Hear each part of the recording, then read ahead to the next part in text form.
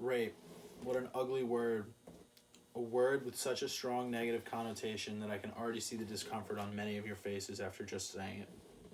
A word that tells a different story with every individual in this room.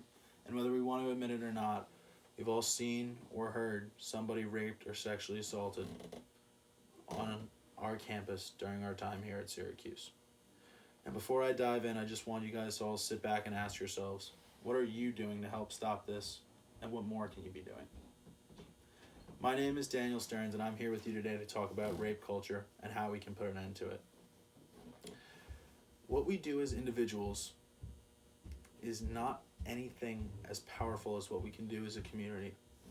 How we respond and act prior and immediately after these instances is crucial into what enables this culture to exist and is crucial into how we can stop this from continuing to occur. We handle all these situations differently, and that's because each situation is different.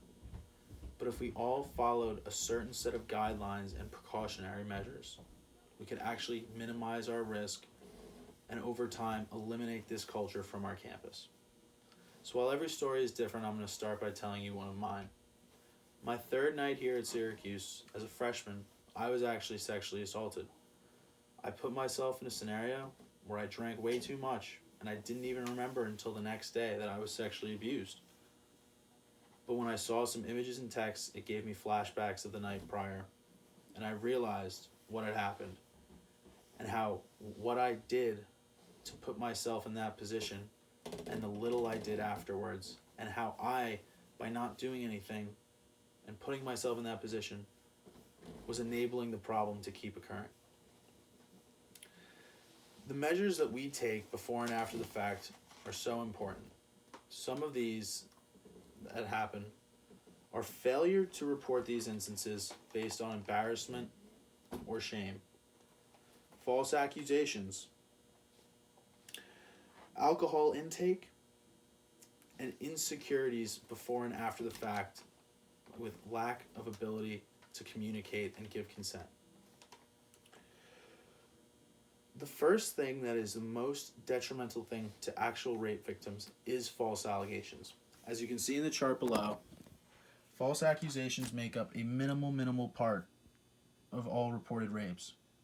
But because of them, the perceived false allegations make up most, if not almost the entirety of these allegations.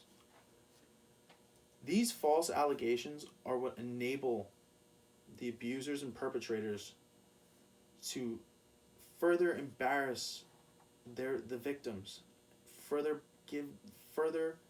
shame them, and almost bully them in a way to not reporting these cases, allowing them to walk free. These false allegations, while few, have a strong and large impact on how we view rape victims and how we treat them and talk about them and make them feel. Another huge issue regards our alcohol intake. This is something we do a lot of the times before these instances occur. 60 to 80%, according to a study, of rape cases come from date rape circumstances where a person doesn't even remember what had happened, not allowing them to realize the next morning if they were actually sexually assaulted or they gave consent. This issue also falls in the line of consent because 1 in 12 men actually commit acts that fall into the category and definition of rape. But 84% of them don't realize what they're doing is rape because of this influence of alcohol and the ability it has to blur the lines of consent. Now, as you can see in this next chart, while 34% of undergraduate women who are sexually assaulted in college are physically forced, 57 are under the influence of alcohol and drugs by their own means, and 4% are given drugs without their knowledge. 57% of these cases is so high. And to put yourself in that position, increasing your risk, increasing your vulnerability, is something that only you and only us together can help control to end this. The scary number is that while 1 in 4 college women are sexually assaulted in their time at school, only 4% report it. That's a scary number, and it's something that needs to change, because about 63% of rape and sexual assault perpetrators are repeat offenders, and they average 5.8 cases per person.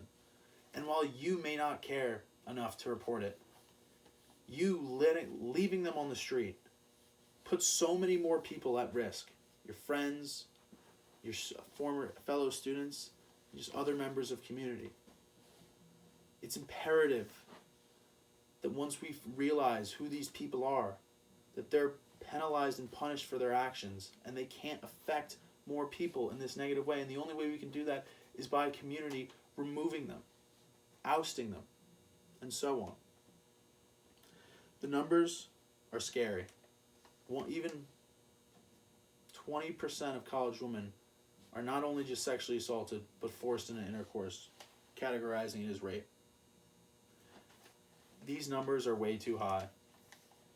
And while we are going through it, we do not want our kids and grandkids to go through the same experience, while college is supposed to be a place for learning and fun. So how can we come together as a community to unite?